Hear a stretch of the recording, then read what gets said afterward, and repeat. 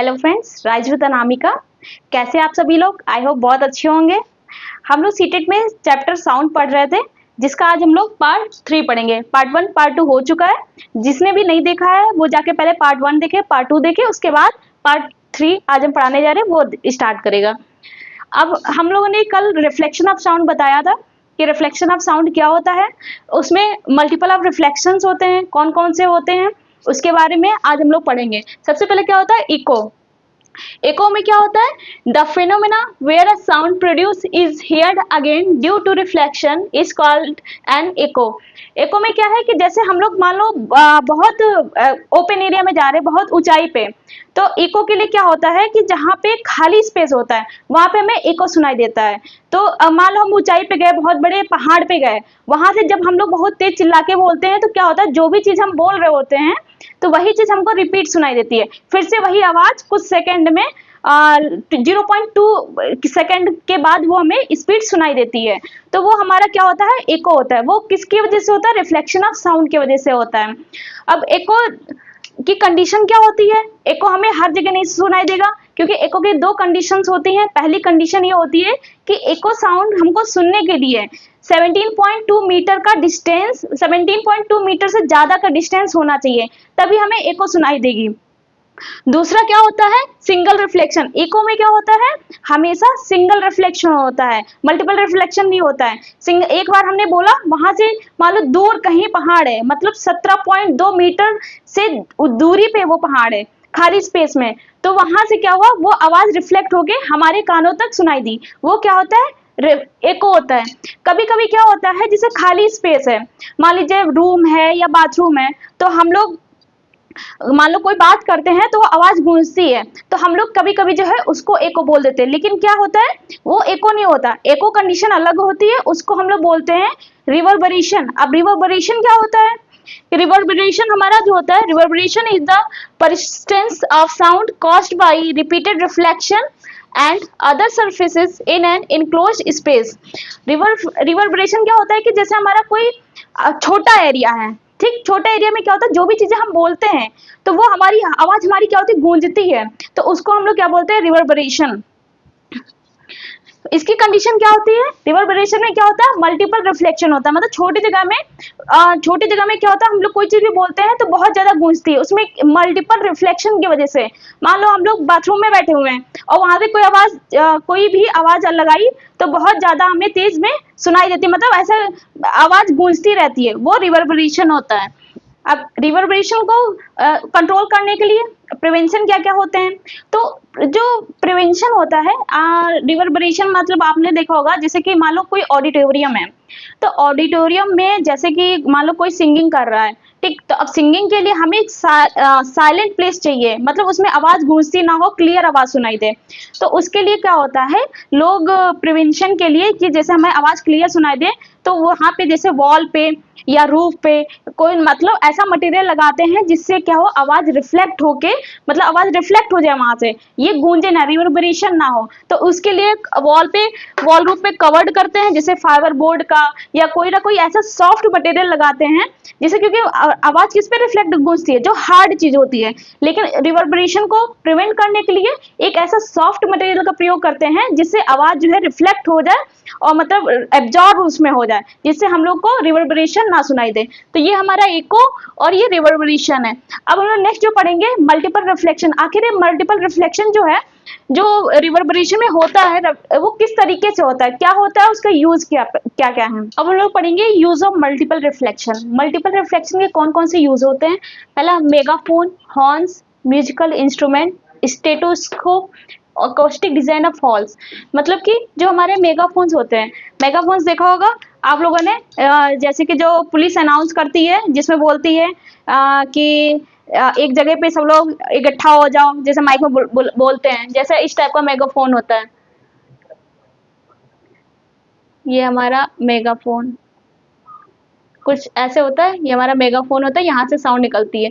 तो इसका काम क्या होता है मेगाफोन, इसमें मल्टीपल रिफ्लेक्शन होते हैं, जैसे कि मतलब जितनी भी साउंड वो एक जगह से बोल रहा है तो वो सीधे जाके रिफ्लेक्ट होके एक पॉइंट पे, मतलब जिसको वो टारगेट कर रहा है सीधे उसको सुनाई दे, वो हमारे मेगाफोन्स होते हैं। ऐसा ही हॉर्न में हमारा म्यूजिकल इंस्ट्रूमेंट में, उसमें भी यही काम होता है। जो हमारा स्टेथोस्कोप होता है उसमें भी क्या काम होता है, जो मतलब डॉक्टर यूज करते हैं हार्ट बीट को चेक करने के लिए, कि तो उसमें भी क्या होता है मल्टीपल रिफ्लेक्शन होता है, तो जिसके अंदर वायर होता है तो उसके थ्रू जो है उनको जो साउंड सुनाई देती है। नेक्स्ट क्या है, एकॉस्टिक डिजाइन ऑफ हॉल, मतलब जो हॉल हमारे बनते हैं वो इसी मतलब एकॉस्टिक डिजाइन में बनते हैं। उसका रीजन जैसे कंसर्ट हॉल है, कॉन्फ्रेंस हॉल है, सिनेमाज हैं, वो इसका रीजन ये होता है कि जो भी साउंड वहाँ प्रोड्यूस होता है तो वो वहाँ पे उसमें रिवर्बरेशन ना जनरेट हो पाए, इसके वजह से उसको ऐसा डिजाइन करते हैं जो साउंड इजिली एब्जॉर्ब हो सके, हमको क्लियर साउंड सुनाई दे। जैसे कि वो क्या करते हैं कर्व डिजाइन में उन्होंने बना दिया सीलिंग को, और सीलिंग में क्या है मान लो ऐसे वेव गई तो वो हमारी इसी के अंदर ऐसे एब्जॉर्ब होके वहां पे जो रिवर्बरेशन होता है उसको कम करते हैं। सिनेमा हॉल में, थिएटर में देखा हुआ नीचे कारपेट बिछी रहती हैं, तो उसका कारपेट बिछाने का रीजन यही होता है कि वो रिवर्बरेशन को जनरेट ना करना। तो ये हमारे यूज है मल्टीपल रिफ्लेक्शन के, कि क्यों हम लोग मल्टीपल रिफ्लेक्शन कहाँ का यूज होता है, उसका क्या रीजन है, क्यों हम लोग यूज करते हैं। रेंज ऑफ हियरिंग, मतलब हमें हमारी सुनने की क्षमता, वो हम लोग कैसे कितनी हमारी जो सुनने की क्षमता होती है वो कितनी फ्रिक्वेंसी में होती है, तो जो हम लोग जो सुन पाते, जो हमारी ऑडिबल रेंज होती है, सुनने की जो हमारी क्षमता होती है वो 20 हर्ट्ज से 20,000 हर्ट्ज, इसके बीच में ही इंसान जो है, ह्यूमन जो है वो सुन पाता है। इससे कम अगर रेंज होगी तब भी वो नहीं सुन पाएगा, और इससे ज्यादा होगी तब भी नहीं सुन पाएगा। अब जो ये हमारी ऑडिबल रेंज है जिसमें हम इंसान जो है, मनुष्य जो है, जिनको सुनाई देता है।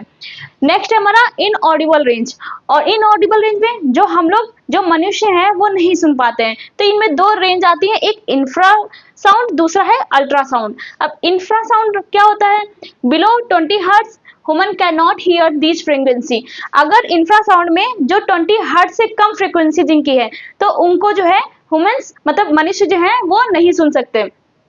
नेक्स्ट है ultrasound, ultrasound greater than 20,000 hertz, मतलब जो अगर 20,000 से ज्यादा हर्ट्ज है तो जिसकी फ्रीक्वेंसी 20,000 से ज्यादा है तो वो कौन सुन सकता है, मनुष्य तो उनको नहीं सुन सकते। लेकिन जो एग्जाम्पल है हमारा बैट्स, मैरीन मेमल्स, जो चमगादड़ और जो समुद्री मेमल्स हैं, जो समुद्र में रहते जानवर हैं, वो क्या करते हैं, वो उनको अल्ट्रासाउंड रेज सुनाई देती है जो 20,000 हर्ट्ज से जिनकी ज्यादा फ्रिक्वेंसी होती है।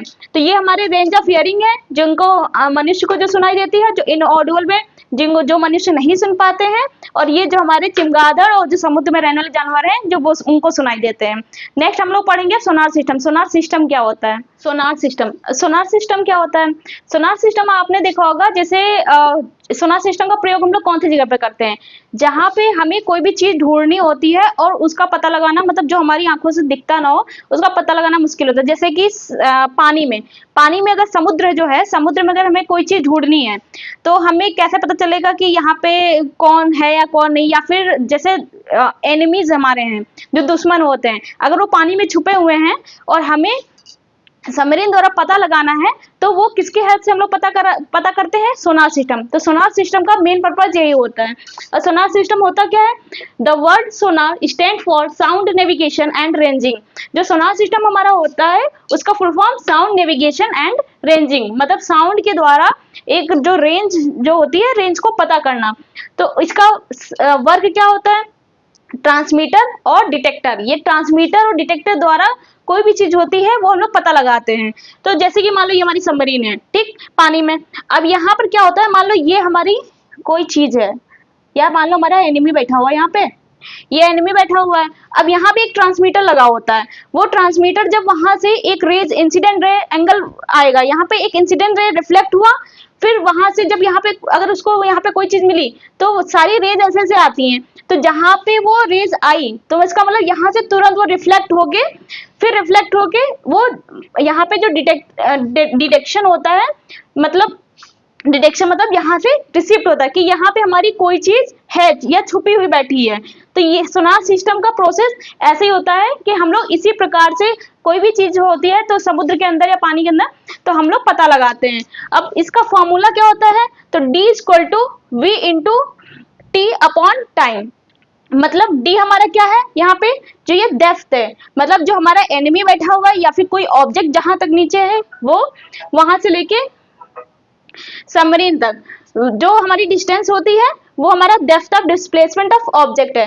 वी क्या है हमारा, speed of sound in water, जो पानी के अंदर जितनी भी साउंड की स्पीड है, जिस स्पीड से वो जा रहा है वो हमारा वी है। यहाँ पे टाइम क्या है, time interval between transmission reception या रिसेप्टर। तो जो भी हमारा जो यहाँ पे जो हम लोग पता कर रहे हैं, जैसे ट्रांसमीटर जितनी देर में आया और हमें ऑब्जेक्ट को फाइंड करके जो जितना टाइम लगा उसको फाइंड करने में, रिफ्लेक्ट होके यहाँ से आया, मान लो ये आई है, फिर दूसरा गया ये आई, तो ये कितना होगा 2i हो गया हमारा, 2i इतना समय यहाँ पे लगा, तो वो हमारा टाइम है। फिर क्या करते हैं उसको, मतलब 2 है ना तो 2 से डिवाइड कर देंगे। तो ये हमारा सोनार सिस्टम है, ये सोनार सिस्टम का फॉर्मूला है, ऐसे हम लोग फाइंड करते हैं। और यहाँ पे साउंड का चैप्टर कंप्लीट होता है।